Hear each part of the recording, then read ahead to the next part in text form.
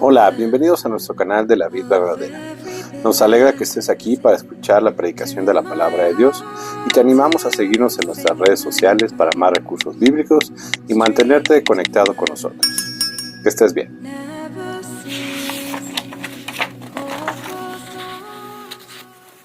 El 15. Gálatas 5, versículos del 7 al 15.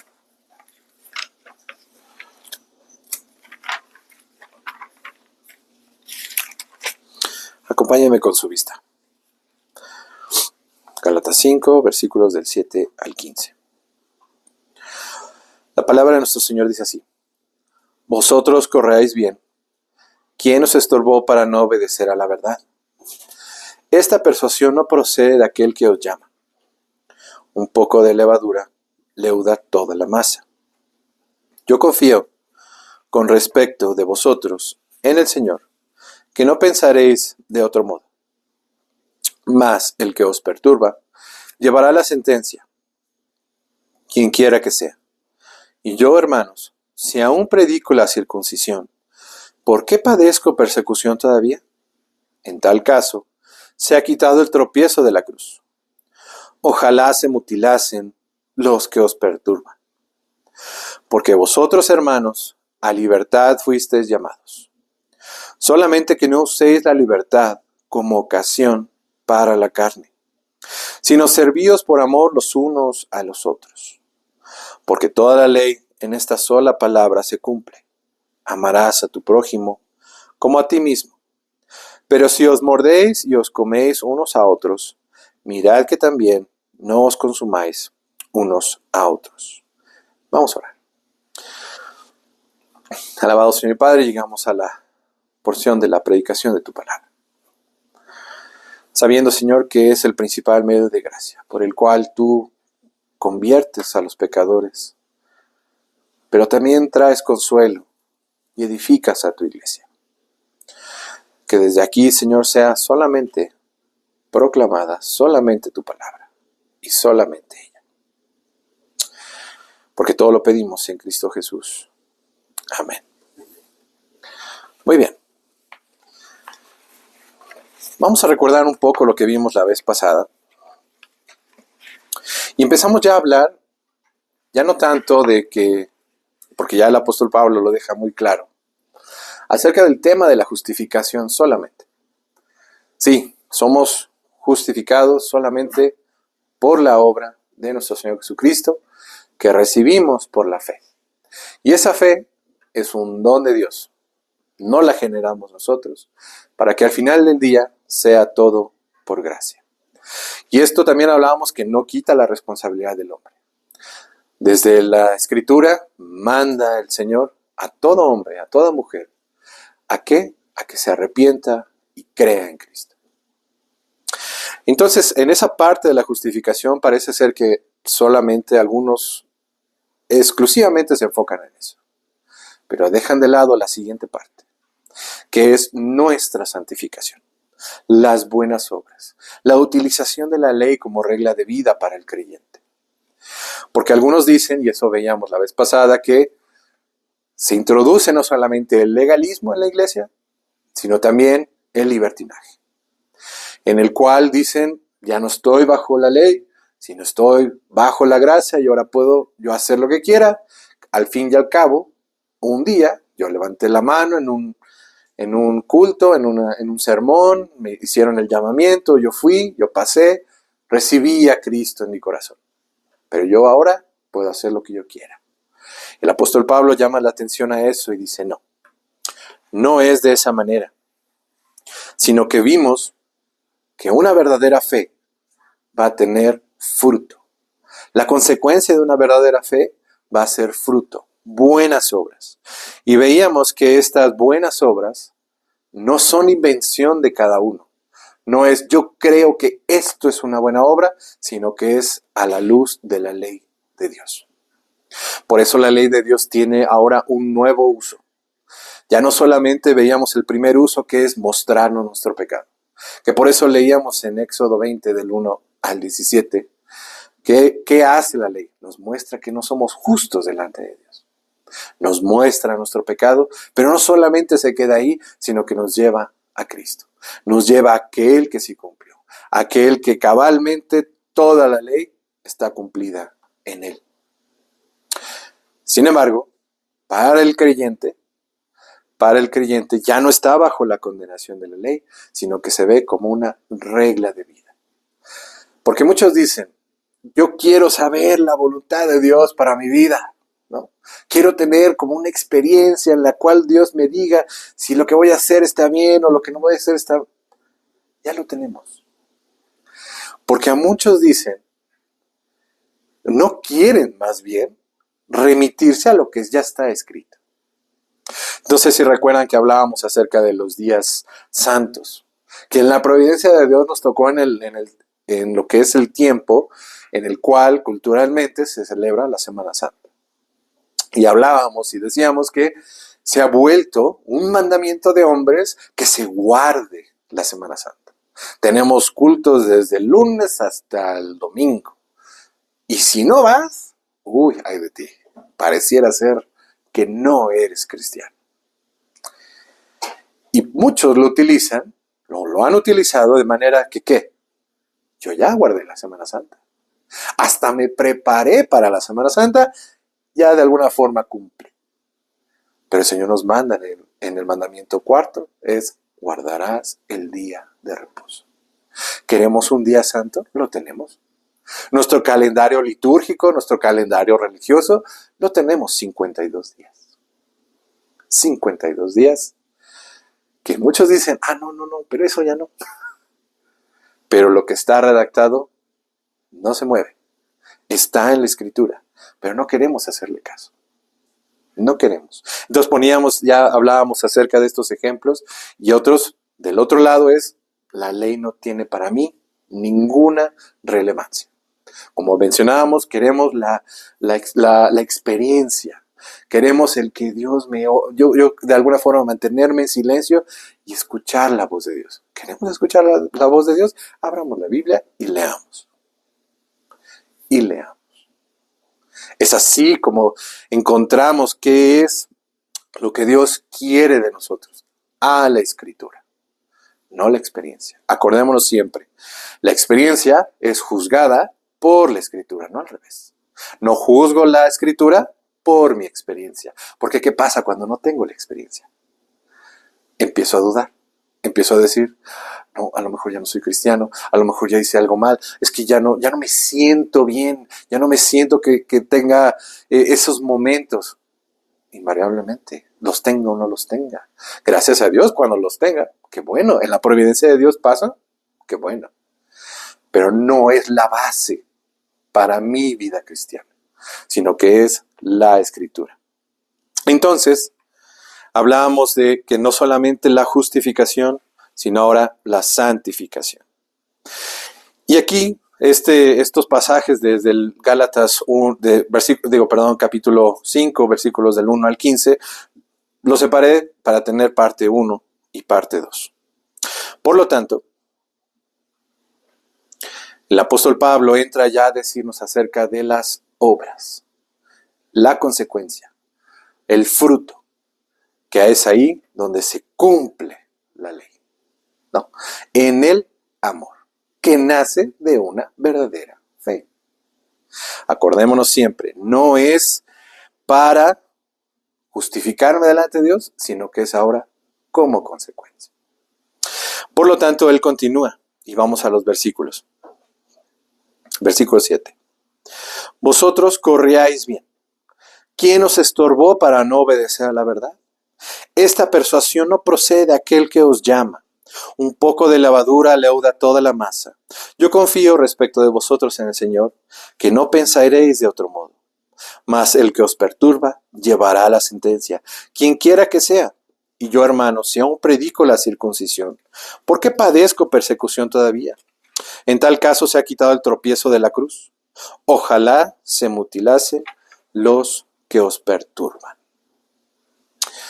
Las falsas enseñanzas vamos a tener aquí. La falsa enseñanza del legalismo no proviene de Dios. aunque muchos digan lo contrario. ¿Por qué? Hemos visto en toda esta carta la mala interpretación de la Escritura, desde el Antiguo Testamento. Y hoy en día sigue siendo lo mismo. El apóstol Pablo a los hermanos de Galacia los llama ¿a qué? A la libertad en Cristo. El día de hoy, lo mismo. Tenemos en ciertas iglesias, puede suceder, y esperemos en Dios que no, que aquí en algún momento pueda suceder esto. Que se implanten, se crean nuevos mandamientos para la iglesia. Y de alguna manera ponemos en esclavitud a los hermanos. Y no viene esto de Dios. Tanto en el Antiguo Testamento como en el Nuevo, Dios llama a la libertad. A la libertad. ¿De qué? La libertad, ser liberados del poder del pecado, ser liberados de la condenación de la ley, tanto en el Antiguo Testamento como en el Nuevo. Porque hoy en día, ¿qué dicen? Es que aquí está en la Biblia. Tienes que hacer esto, porque aquí está. Claro, todo hereje, todo falso maestro, habla desde la Biblia. Habla desde la Biblia. Pero aquí no solamente es esto, que Dios nos ha llamado a la libertad, sino también que Dios guarda, preserva a su iglesia del error. Del error. Y por ejemplo, tenemos que en el Nuevo Testamento las cartas del apóstol Juan, la primera, la segunda y la tercera, están hablando acerca de un error que estaba en ese tiempo y que sigue siendo el día de hoy, que nuestro Señor Jesucristo no vino realmente en carne. Fue un holograma, fue casi una apariencia. Si imagínense, si en el tiempo del apóstol Juan está eso sucediendo, en la actualidad es lo mismo. Se pone en duda, en ese tiempo era poner en duda que la humanidad de nuestro Señor Jesucristo. En ese tiempo se pone en duda la deidad de nuestro Señor Jesucristo. Pero es ahí donde siempre nosotros, y vale la pena siempre retomarlo, ¿qué ha sucedido a lo largo de la historia de la iglesia? Primeramente podemos tener los concilios, de donde parten los credos universales. Por ejemplo, en este año se celebra el Concilio de Nicea en su aniversario 1700. 1700. ¿Qué estaba sucediendo ahí? Solamente lo traigo a ejemplo. ¿Por qué? Dios en su providencia preserva a su iglesia del error. Porque así como el apóstol Pablo, ahí en Galacia, cuando se levanta el error, se introduce el error del legalismo, sale el apóstol Pablo. Dice, no es por ahí. Claro, Dios preserva a su iglesia del error. ¿Y qué sucedió, por ejemplo, en ese momento? En el Concilio de Nicea. ¿Qué estaba en duda ahí? Pues es lo que se conoce como la controversia arriana. Lo que principalmente se niega ahí es la deidad de Cristo. Decían que Cristo era creado. No es Dios, es creado. Y en la actualidad, lo mismo. Cristo, un gran hombre, pero no es Dios. Lo mismo sucede al día de hoy. Pero así como a lo largo de la historia se presentan estas controversias, ¿para qué? Para establecer lo que creemos. ¿Y cómo se resumen? Ya lo declaramos. Por ejemplo, ¿en qué? El credo de los apóstoles. Y no solamente esto, sino nuestras confesiones también. Nos ayudan, son guías, son carriles. ¿Por qué? Porque Dios preserva a su iglesia. Preserva a su iglesia. Tanto, ya lo mencionamos en el Antiguo Testamento como en el Nuevo, hay estas declaraciones, resúmenes de la fe que confesamos. ¿Por qué? Porque Dios cuida y guarda a su iglesia. Y es lo que el apóstol Pablo menciona, que es aquí donde dice, yo confío, versículo 10, yo confío respecto de vosotros en el Señor, que no pensaréis de otro modo, mas el que os perturba llevará la sentencia quien quiera que sea. Por lo tanto, ya vimos, Dios llama a libertad, nunca a esclavitud, llama y preserva a su iglesia, pero también juzgará a quien hable falsamente de él. Falsamente en su nombre. ¿Se acuerdan cuando hablamos del Antiguo Testamento? Estas declaraciones fuertes contra quienes hablan según de parte de él y no. El apóstol Pablo, lo mismo al principio, en los primeros capítulos, llama anatema a cualquiera que enseñe. Claro, porque desde una posición de liderazgo, desde una posición se tiene mayor responsabilidad. ¿La iglesia tiene responsabilidad de saber qué es lo que cree? Sí. Pero un maestro, como dice Santiago, será juzgado de mayor manera. De mayor manera. ¿Por qué? Porque no estamos hablando solamente de un tema más. Estamos hablando y tocando lo que es la palabra de nuestro Señor. Pero el apóstol Pablo se extraña al decir, si yo predicare, si yo todavía predico la circuncisión, ¿por qué me persiguen? ¿Por qué? Porque algunos creen que sigue él de alguna forma trayendo estos errores. Y él, ya lo vimos desde el principio, no, él no. Sin embargo, pareciera ser, y es que ya nos ha mencionado, que hay un rechazo al Evangelio. Hay un rechazo y en nuestro tiempo lo mismo. ¿Pero debe de sorprendernos? No. Vamos a 2 de Timoteo 4. Vamos a 2 de Timoteo 4.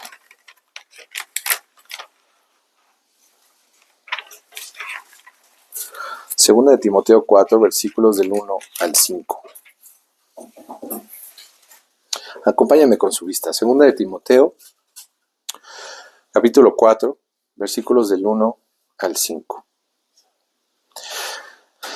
Dice, te encarezco delante de Dios y del Señor Jesucristo, que juzgará a los vivos y a los muertos en su manifestación y en su reino, que prediques la palabra, que instes a tiempo y fuera de tiempo, redarguye, reprende, exhorta con toda paciencia y doctrina. ¿Por qué? ¿Por qué tiene que dar esta declaración el apóstol Pablo? ¿Por qué? Versículo 3.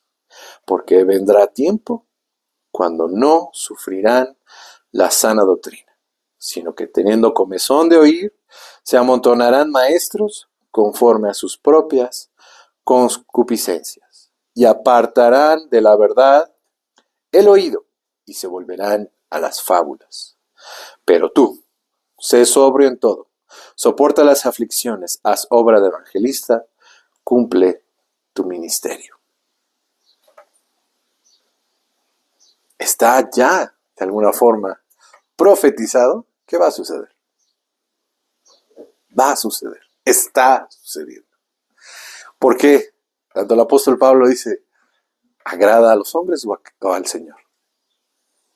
¿Es popular de alguna forma? ¿Es atractivo el mensaje del Evangelio? No, no lo es.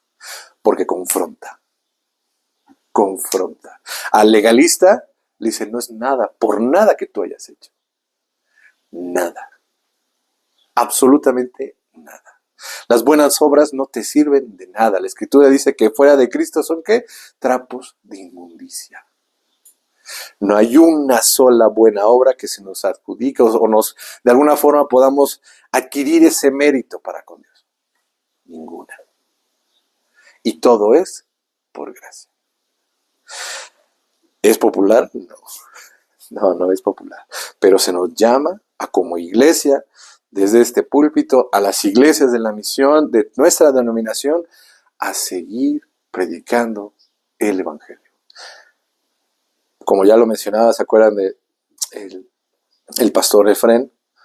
Decía, tenemos que renunciar a veces a ser atractivos. Pues sí. Sí.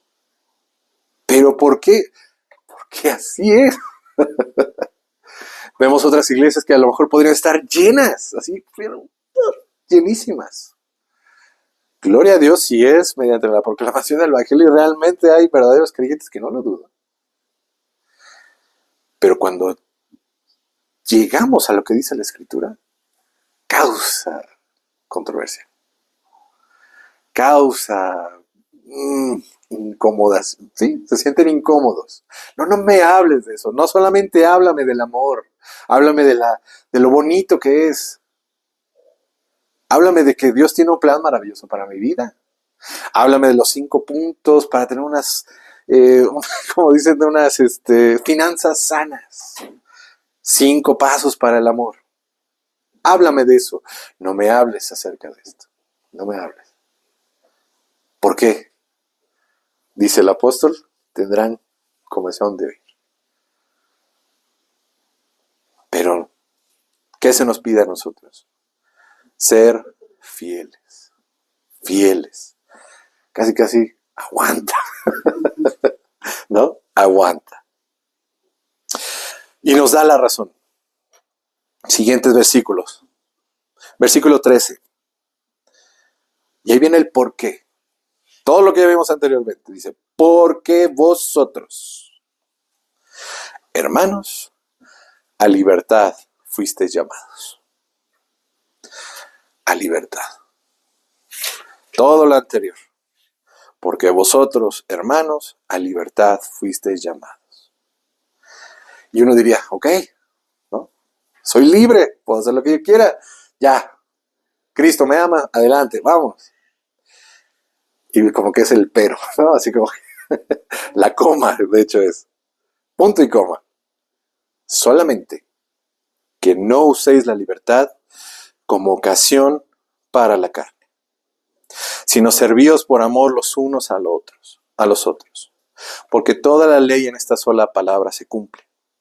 Amarás a tu prójimo como a ti mismo. Pero si os mordéis y os coméis unos a otros, mirad que también no os consumáis unos a otros. Pareciera ser que el apóstol Pablo a los hermanos de Galacia está diciendo, ok, ya están entendiendo que son justificados, pero hay una situación entre ustedes. Y puede ser, ok, entre lo que es la iglesia, pero también se da en nuestras familias. Se da en lo que es nuestros centros de trabajo, se da donde nos encontremos. ¿Por qué? Versículo 15, pero si os mordéis y os coméis unos a otros, mirad que también no os consumáis unos a otros. ¿Qué está haciendo? Sí, son libres. Pero ¿quieren saber la voluntad de Dios para su vida? Volvemos a la Escritura. Volvemos a la ley. ¿Qué es que? Amar a mi prójimo. Se resume en eso. Por lo tanto, tenemos ese tercer uso de la ley. No somos libres para pecar. No somos libres para decir, ahora yo hago lo que yo quiera, pues al fin y al cabo, Dios me ama. No. Tampoco inventamos nuevos mandamientos. Tampoco inventamos el decir, yo creo que esto es lo que le agrada a Dios, por lo tanto, esto voy a hacer. No somos libres para eso, no. Somos libres para obedecer lo que Él ha mandado. Regresamos a lo que dice la Escritura. Por lo tanto, para retomar lo que vimos en lo que es el sermón pasado, las buenas obras son consecuencia de una verdadera fe. Pero uno podría decir, ok, llego a lo que son los 10 mandamientos, me dicen, no, todo es no. Okay. No hago eso. ¿Es solamente eso? Para esto, quiero que retomemos algo que de alguna forma nos va a dar luz.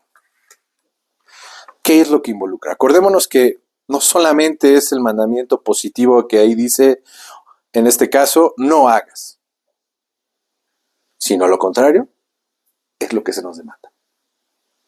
Vamos a ilustrarlo. Para eso, voy a tomar lo que es el catecismo de Heidelberg,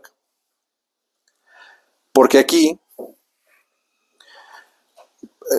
los dos catecismos son buenos, o sea, porque obviamente son los que adoptamos.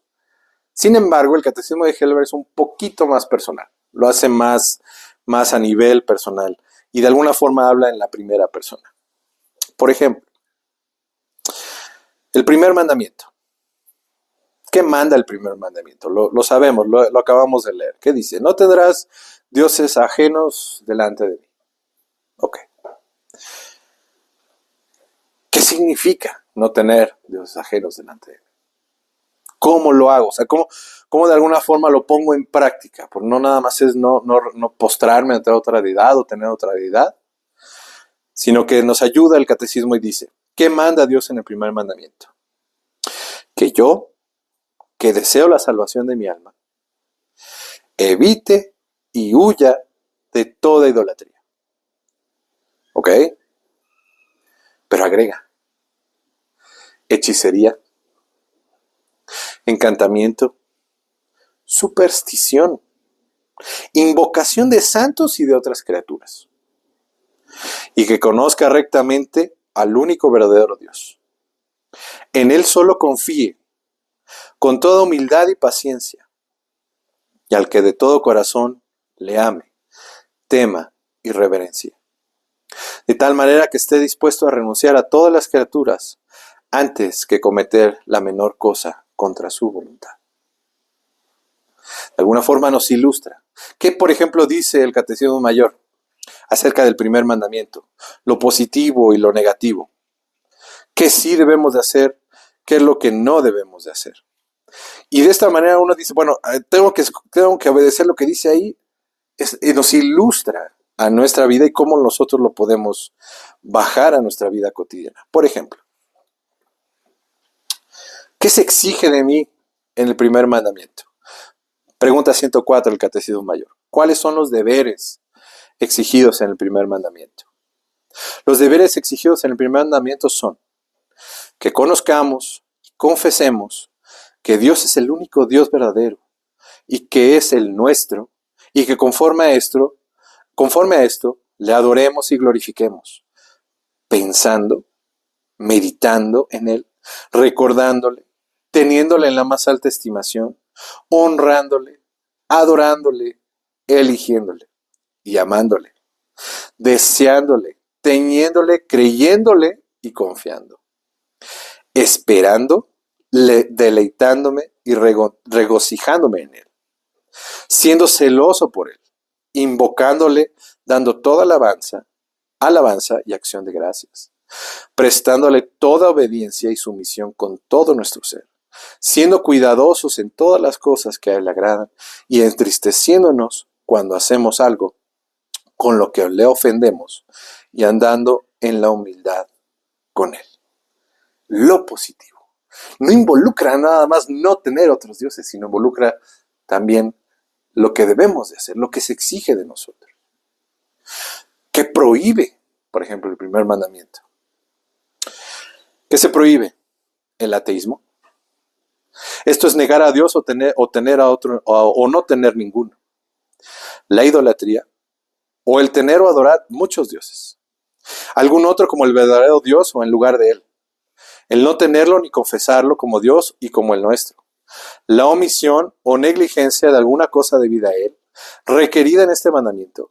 La ignorancia, olvido, falsas aprehensiones, opiniones erróneas, pensamientos indignos y malvados con respecto a Él, investigaciones curiosas y atrevidas tocante a sus secretos, toda impiedad, odio a Dios, amor a sí mismo, egoísmo y todos los demás estados desordenados e inmoderados de nuestra mente, voluntad o afectos sobre otras cosas que nos aparten de Él en todo o en parte.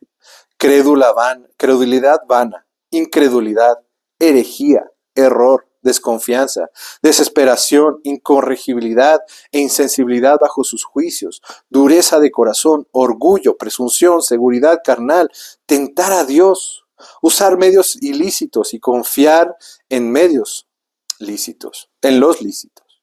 Goces y delicias carnales, un celo corrompido, ciego e indiscreto, tibieza y frialdad en las cosas de Dios, alejarnos y apostatar de Dios, orar o dar algún culto religioso a los santos, ángeles o alguna otra criatura, todo pacto o consulta con el diablo y seguir sus sugestiones. Hacer a los hombres señores de nuestra fe y conciencia, menosprecio y desdén de Dios y de sus mandamientos, resistiendo y entristeciendo su espíritu, descontento e impaciencia por sus disposiciones, acusándole de locura por los males que nos manda, atribuir la alabanza de alguno bueno que seamos, tengamos o hagamos a la fortuna, a los ídolos o a nosotros mismos o a alguna otra criatura. de manera práctica no solamente es no hacer una cosa. En nuestro día a día involucra pensamiento, palabra, acción, afectos, deseos. Pero aquí lo que está de alguna forma recalcando es, somos libres ahora para hacer eso. Pero acordémonos,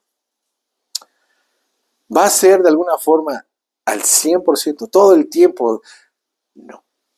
El proceso de santificación no está completado aquí. Todos los días, conforme utilizamos los medios ordinarios, que es la predicación de la palabra, lo que es la utilización, el participar de los sacramentos, la oración, nos va fortaleciendo para que podamos vivir poco a poco, más y más, conforme a la voluntad de Dios, conforme a lo que Dios realmente quiere de nosotros. Pero esto es solamente en el poder del Espíritu. ¿Por qué? Si desde aquí yo nada más les dijera, tienen que hacer esto, ¡pum!, volvemos a caer otra vez en ese yugo. En ese yugo. Es que no soy bueno, no soy suficientemente bueno. Por eso es que todo lo que hemos visto hasta ahorita nos pone ese panorama hermoso. Soy justificado en Cristo, me veo en la ley y digo, no, jamás, jamás, y estoy condenado. Pero veo a Cristo. Mi fe viene como regalo. Lo ejercito, recibo a Cristo. Me recibe nuestro Señor. Soy justificada en Él como si nunca hubiera pecado. Jamás, jamás. No solamente soy hijo ahora. Tengo ya estos dos grandes apartados, vamos a decirlo así. Y llegamos al tercero, nuestra santificación. En el poder del Espíritu no damos ocasión a la carne.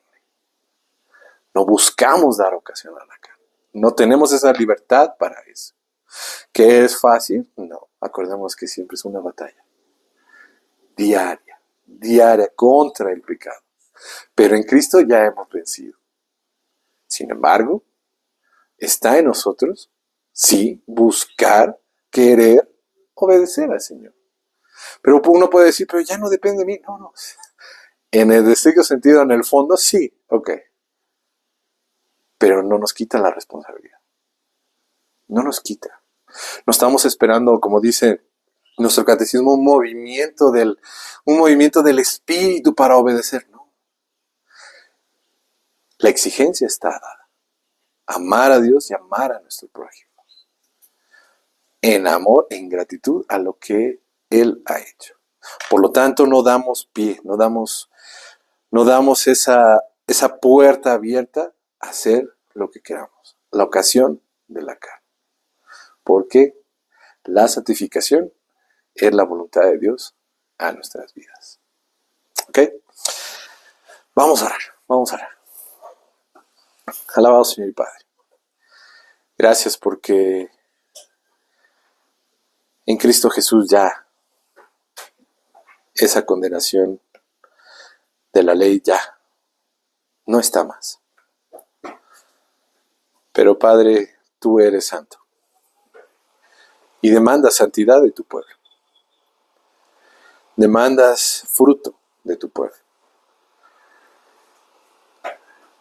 Padre, y esto es consecuencia de una verdadera fe dada por el Espíritu Santo. Ayúdanos a no ser negligentes, Señor. A no ser negligentes en donde quiera que estemos, en la familia, en el trabajo, en el camino, en la tienda. Ayúdanos, Padre, a vivir conforme a tus mandamientos, a amar a nuestro prójimo. Pero confesamos, Señor, que es muy difícil a veces. Confesamos que a veces nos gana. Ayúdanos en el poder del Espíritu Santo a no dar ocasión a la carne, no usar esta libertad, Señor, para pecar, sino realmente usar esta libertad para amarte a ti con todo nuestro corazón, con toda nuestra alma y con toda nuestra mente, y amar a nuestro prójimo como a nosotros mismos. No para ganarnos nada, no para tener ningún mérito, sino simplemente hacerlo por amor a ti, por lo que has hecho en nosotros, para ser ejemplo a los que nos rodean, para que puedan ver lo que tú has hecho en nosotros. Y nosotros no nos atribuimos ninguna gloria, Señor, porque al final solamente habremos hecho lo que tú nos habías mandado, porque tú eres el único a quien es toda la gloria y toda la honra. Ayúdanos a vivir vidas de santidad, Señor. Ayúdanos, Padre, en amor a ti, porque todo lo pedimos en Cristo Jesús. Amén.